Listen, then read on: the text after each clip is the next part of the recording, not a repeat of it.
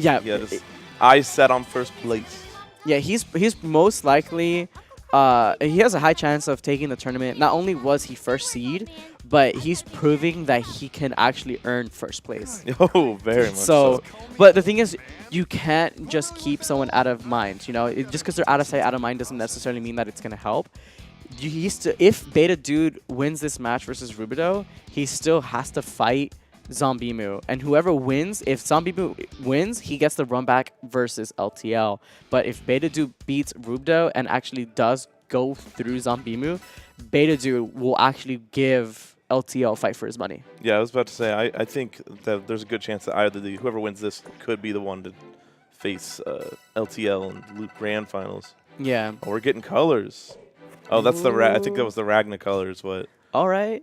Is what Betadood needed there. So, because of course, huge Ragna fan, make sure Hyde has the Ragna color on. I mean, you have to, man. If you need look at that, what is that character? Oh, lovely. I mean, you do need your colors, man. a lot of people kind of get like a power up, or they get like the comfort from having specific colors. Like, you know, like for me, like if I need that power up, I'll switch from like base color Ruby Weiss to switch to Team Juniper Ruby Weiss. Ooh. So you know, you gotta get that power up with Pirajon. Yeah. So you know, and like people like having their colors because it's more of like a comfort pick. Yeah, if you're comfortable. I always get my color when I play Uni. Yeah. Always just go straight, get my color, because those setups always have so much money if they don't have the colors already.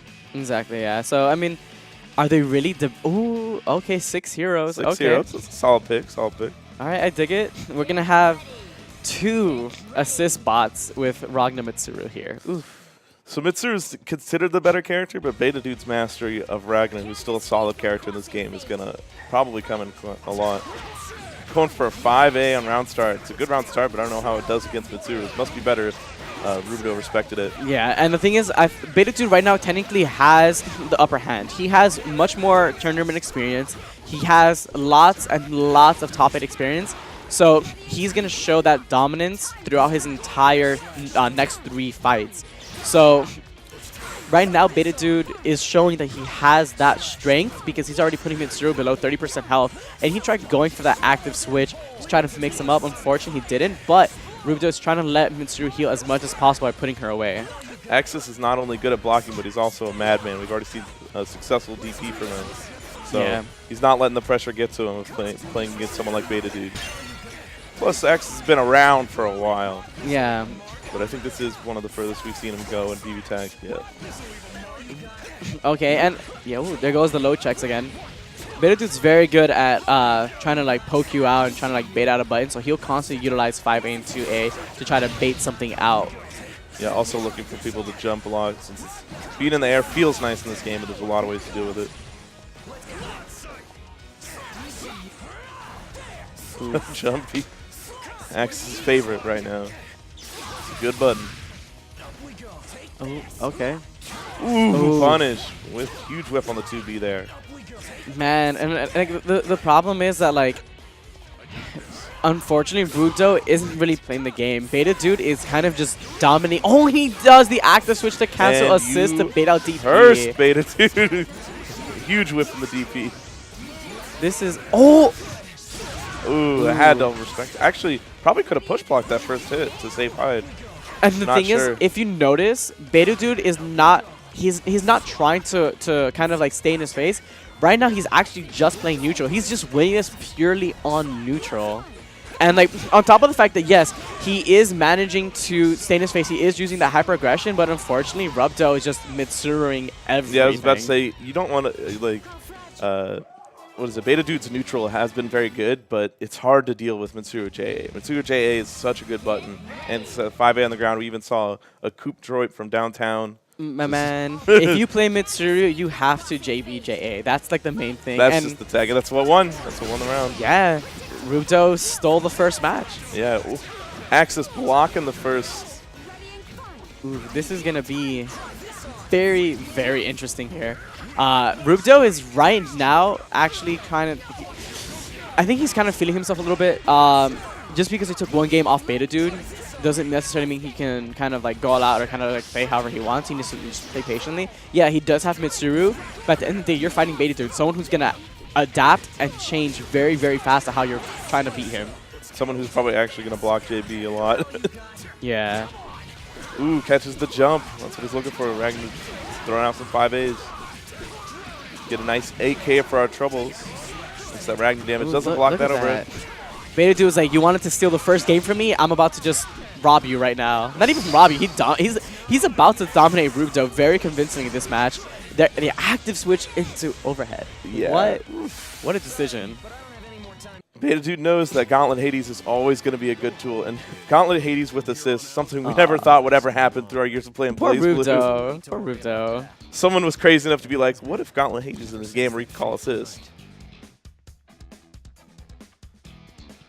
And, you know, like this, man, unfortunately, Betadood just, he dominated. He took that game too, and he made it his own. Axis is actually sitting there thinking about it. What is he thinking? Just mix. Put him in the mix. Yeah, man, rubedoe here is kind of like, he's thinking. He took that time to kind of just like readjust himself. You know, if you lose and you think that you need just a moment to think, go to character select. You always want a moment to breathe, and that's what rubedoe did. He took a few seconds to kind of adjust his mentality here. It's always a good idea. I just did not take Axis for the kind of person to do it, but I'm happy that he did. See if it pays off. Ooh. Ooh. There goes Gauntlet Hades. There's Gauntlet Hades. Everyone's favorite. Ooh, okay. Oh, okay. Okay, nice DP call. I think we saw that same situation DP from in the first game. Ooh. Okay, yeah, we're going to go ahead and switch. Even if it got punished, it's okay to save Mitsuru. Okay. Got the corner with that super, really good. We're going to get a little chunk of damage here, and we're going to probably do some corner mix here for Betadood. Let's see what it's going to be. This is assist to cover those. Betadood is just putting him in the same position as last game. rubedoe is already down on both characters below 30% health. Luckily, he's letting Mitsuru heal, so she's healing up right now. So he needs to not commit so much to the assist. Unfortunate, but he burst, and that's going to be a punish. That's a dead Mitsuru. That was not the play there. Oh, we saw that resonance last game. That didn't work out last game either. Unfortunate. rubedoe kind of putting himself in a tough spot. I think, unfortunately for rubedoe, he kind of put himself in a spot where either he committed to that assist or he kind of cut it off early by either doing orbital or having Mitsuru call out an assist. But he committed way too hard. Oh, are we gonna see a change? I wouldn't be surprised if Axis plays multiple teams. Waldstein. Gord Wald. Oh, solid character. Okay. This team just covers the screen in active frames. Not the best mix-ups. You still have command grabs on both characters, so I guess still decent mix-up, but just active frames all over the screen. This is kind of a precarious team.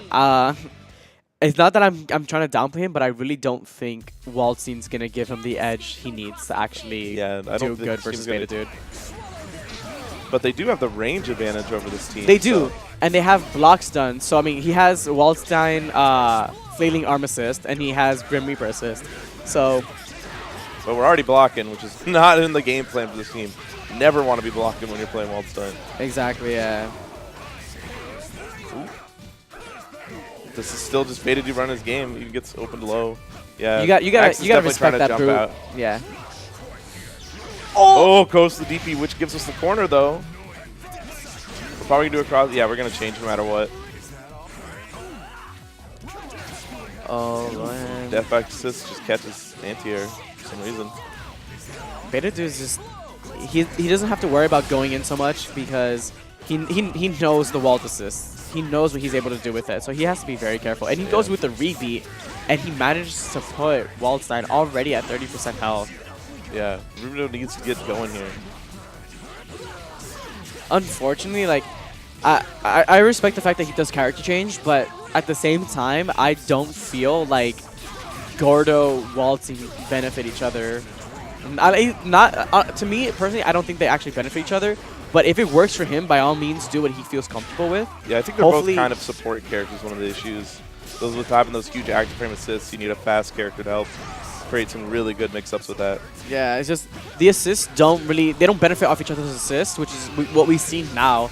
they're not he's not utilizing assists like they're supposed to, and the fact that it's not really giving him much of anything kind of puts him in a tough position because he has two characters that aren't very synchronized with each other. But we are just throwing some active frames out.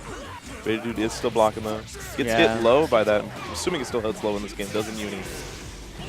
And at the same time, if you noticed, rubedoe doesn't really, he hasn't really been using his meter for much of anything except push blocking. Because he needs to get out and get going. And as much as we were downplaying the team, it takes the game. Unfortunately, yeah, he managed to take a There game we and go. ties it up 2-2. Axis Field himself is class.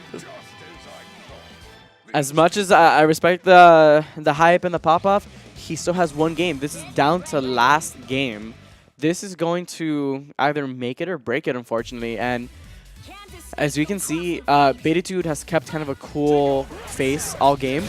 So, I mean, if he manages to kind of just stay focused and play the way he normally plays, I think he can actually make a comeback. If not, rubedoe is going to take it.